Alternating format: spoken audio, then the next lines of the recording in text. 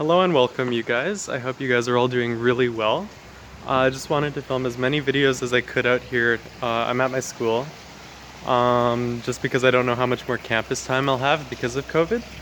So I just wanted to show you, I'm by this neat fountain thing, so I might be a little loud, so sorry about that.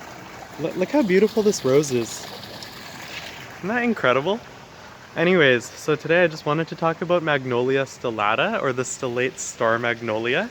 It's a shorter tree. It grows to a mature height of a little bit under 15 feet and a mature spread of a little bit wider than that. So this plant over here is also known as the Dwarf Pussywillow. I don't know if you can see here, it has this really interesting seeding structure. The buds are very hairy, has a very ovate shapely leaf, a slightly undulating margin and an entire structure to the margin, as well as this really interesting netted venation. Some things I really want to talk about this is it has a really nice yellowy sort of flower color into the fall. It has this really nice kind of growth habit. It pairs really well with dogwoods, pairs really well with rhododendrons and all sorts of other foliage plants. This plant over here is deciduous.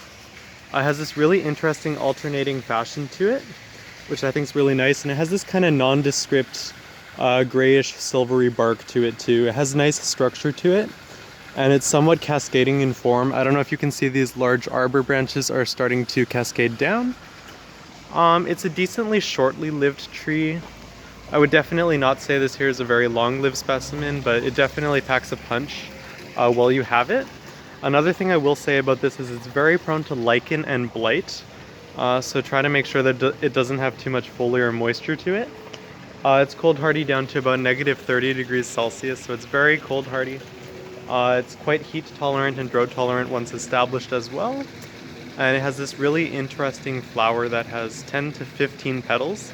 They're all very finger-like, very thin. It has this really interesting compound fruit that ripens into this reddish pink berry in the late spring.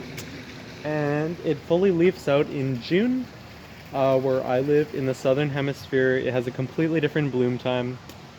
This plant definitely blooms in response to changes in temperature, whether that be in the fall when it starts getting a little bit cooler. Sometimes you'll get a second bloom. For the most part, it'll bloom in late spring when it starts to become warmer and more summery in nature. So that there is just the stellate magnolia, or the dwarf pussywillow.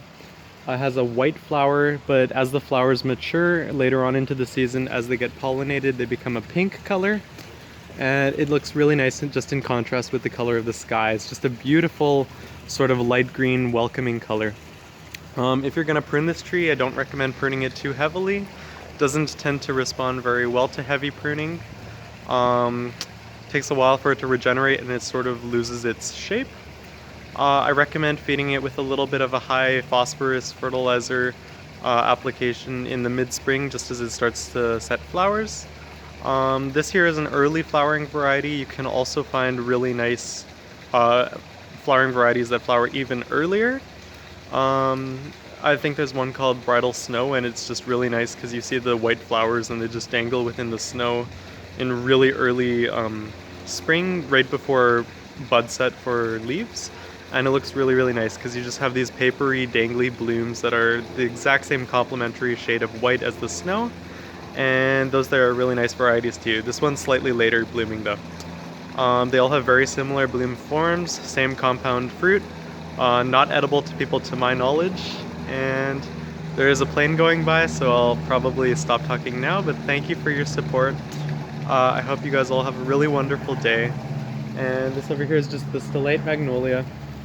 Really, really great for rock gardens, larger yards.